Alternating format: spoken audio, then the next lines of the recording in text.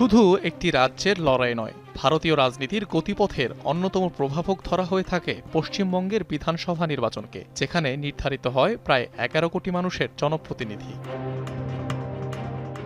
BJP ও তৃণমূলের দীর্ঘ লড়াই ঘিরে হাই স্টেক ইলেকশনে পরিণত হয়েছে পশ্চিমবঙ্গের বিধানসভা নির্বাচন।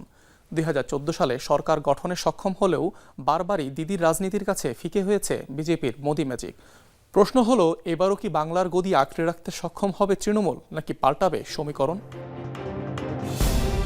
আগেরবার 8 দফায় নির্বাচন হলেও এবারে ভোট অনুষ্ঠিত হচ্ছে মাত্র 2 দফায়, যা পশ্চিমবঙ্গের নির্বাচনী ইতিহাসে এক ব্যতিক্রমী ঘটনা। 2021 সালের তুলনায় এবছর এই প্রক্রিয়া সম্পন্ন হতে চলেছে আরও সংক্ষিপ্ত, আরও দ্রুততম সময়ে। এমনকি পরিচালনা ও প্রস্তুতির দিক থেকেও গড়েছে নজির।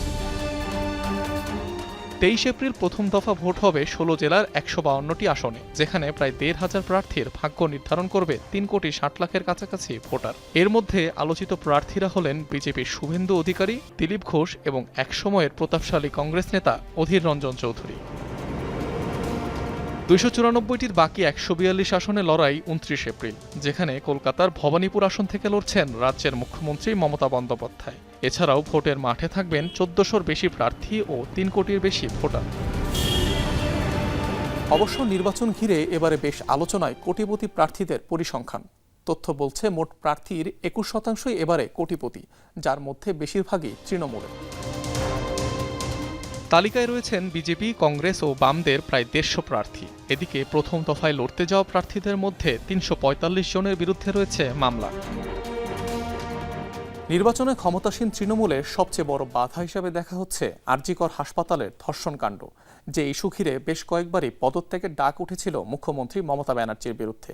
এবার সেই ইস্যুকেই পুঁজি করেছে বিরোধী জোট ও বিজেপি।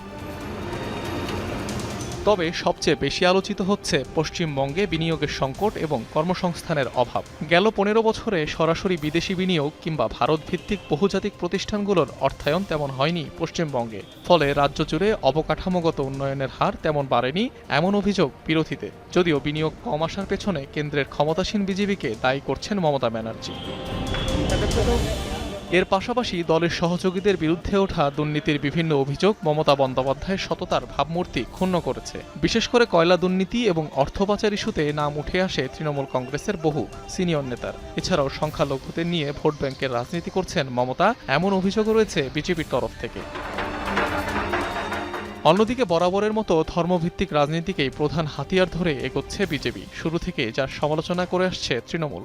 অবশ্য বাঙালিয়ানা প্রমাণে একের পর এক কেন্দ্রীয় নেতাদের ডেকে এনে ভোটের মাঠে প্রভাব বিস্তারের চেষ্টায় গেরুয়া শিবির।